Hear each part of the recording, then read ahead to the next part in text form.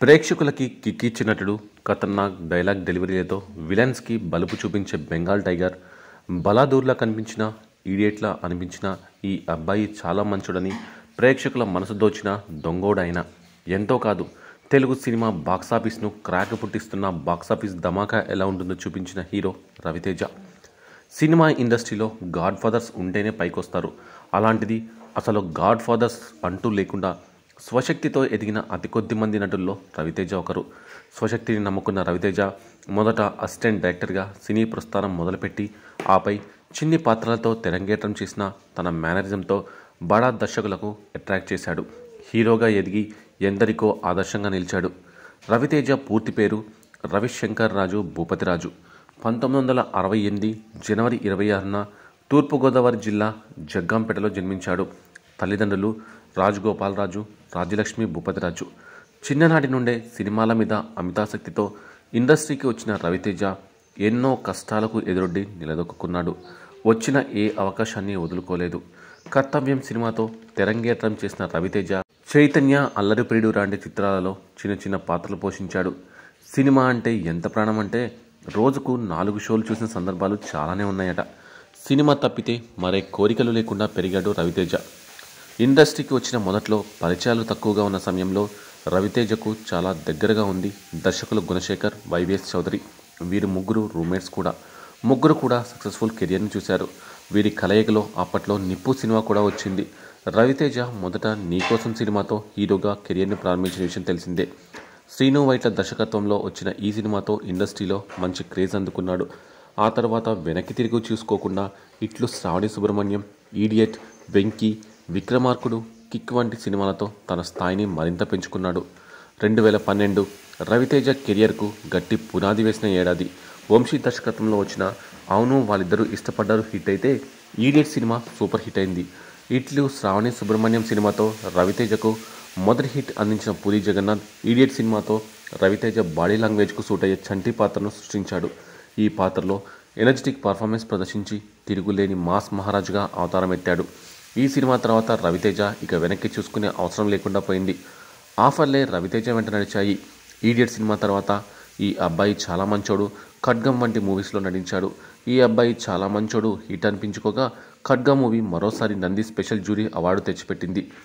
ఇక రవితేజ కెరియర్ని మలుపు తిప్పింది ఇద్దరు దర్శకులు. వీరిలో ఒకరు కృష్ణవంశీ అయితే మరొకరు పూరి జగన్నాథ్. రవితేజలోని పూర్తి నటుడిని కృష్ణవంశీ ప్రేక్షకులకు పరిచయం చేస్తే పూరి జగన్నాథ్ రవితేజలోని హీరోయిజం ఏంటో చూపించాడు. ఈడియట్ తర్వాత అమ్మ నాన్న ఓ తమిళమ్మాయి లాంటి మరో హిట్తో రవితేజ కెరియర్కు డోకా లేకుండా చేశాడు. ఆ తర్వాత వరుసగా ఒకరాజు ఒకరాణి, దొంగోడు, వీడే, వెంకీ, నా ఆటోగ్రాఫ్ స్వీట్ మెమరీస్, చంటి లాంటి సినిమాలు చేసిన వీటిలో వీడే, వెంకీ, నా ఆటోగ్రాఫ్ స్వీట్ మెమరీస్ సినిమాలు మాత్రమే హిట్ అయ్యాయి. హీరోగా సత్తా చాటుతున్న రవితేజ సింగర్గా కూడా అభిమానుల్ని అలరించాడు. బలుపు సినిమాలో కాజోల్ చెల్లివా అనే సాంగ్తో పాటు పవర్ సినిమాలో నోటంకి నోటంకి సాంగ్తో ప్రేక్షకుల్ని ఎంతగానో అలరించాడు. ఇక బెంగాల్ టైగర్ తర్వాత జరంత గ్యాప్ తీసుకొని రాజా ద గ్రేట్గా ముందుకు వచ్చాడు.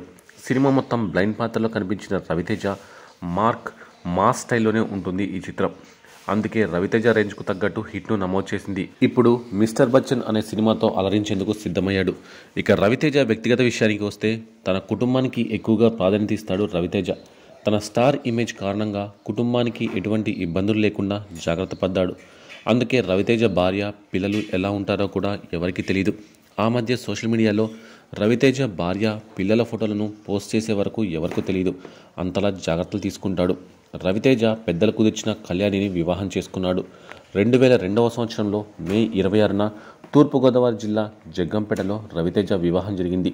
అప్పట్లో రవితేజ వివాహానికి పూరి జగన్నాథ్, కృష్ణవంశీ, శివాజీ రాజ్య తదితరులు హాజరయ్యారు. కళ్యాణి రవితేజకు చిన్నప్పటి నుండి తెలిసిన అమ్మాయే. ఎందుకంటే కళ్యాణి రవితేజకు స్వయాన మేనమామ కూతురు. వీరిద్దరి మధ్య దాదాపు 13 ఏళ్ల వయసు వ్యత్యాసం ఉంటుంది. అవును, కళ్యాణి కంటే రవితేజ 13 ఏళ్ళు పెద్దవాడు. రవితేజ వయసు 55 కాగా కళ్యాణి వయసు 42. కానీ అప్పట్లో ఈ వయసు ఎవరూ పెద్దగా పట్టించుకునేవారు కాదు. ఇక ఇదిలా ఉంటే వీరిద్దరికీ ఒక కూతురు, కొడుకు ఉన్నారు. ప్రస్తుతం టీనేజ్లో ఉన్న వీరిద్దరూ చదువుపై దృష్టి సారిస్తున్నారు. ఈ క్రమంలోనే రవితేజ కొడుకు త్వరలోనే హీరోగా ఎంట్రీ సైతం ఇవ్వబోతున్నాడు అన్న వార్తలు సోషల్ మీడియా వేదికగా వైరల్ అయ్యాయి. అయితే దానిపై స్పందించిన రవితేజ అలాంటిదేమీ లేదంటూ కొట్టిపారేశాడు. ఇక మాస్ మహారాజా రవితేజ మల్టీప్లెక్స్ బిజినెస్లోకి ఎంట్రీ ఇవ్వబోతున్న సంగతి తెలిసిందే. సౌత్లో మల్టీప్లెక్స్ బిజినెస్లో ఫుల్ స్పీడ్లో ముందుకు దూసుకువెళ్తున్న సంస్థ ఏషియన్ సినిమాస్. ఈ సంస్థ ఈ బిజినెస్లో స్టార్ హీరోలకు భాగస్వామ్యం కల్పిస్తూ సక్సెస్ అవుతుంది. ఇప్పటికే మహేష్ బాబుతో ఏఎంబి, విజయ్ దేవరకొండతో ఏబిడి, అల్లు అర్జున్తో AAA సినిమాస్ మల్టీప్లెక్స్ నిర్మించి సక్సెస్ అయ్యారు. ఇప్పుడు తాజాగా రవితేజని తమ భాగస్వామిగా చేసుకుంటూ దిల్సుఖ్ నగర్లో ఓ మల్టీప్లెక్స్ని స్థాపిస్తున్నారు. ఏఆర్టీ పేరిట ఈ మల్టీప్లెక్స్ను ప్రారంభించనున్నారు.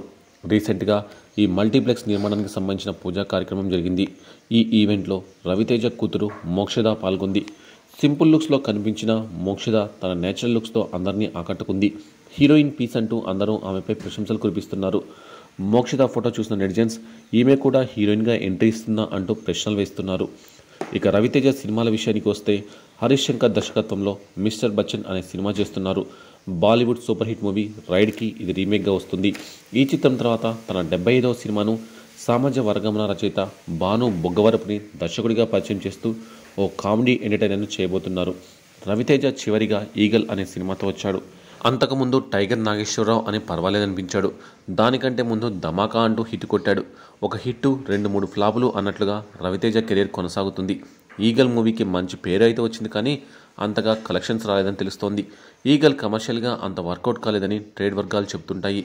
అయితే ఈగల్ సీక్వెల్ కూడా రానున్న సంగతి తెలిసిందే, కానీ ఆ ప్రాజెక్ట్ డీటెయిల్స్ మాత్రం ఇంకా ప్రకటించలేదు.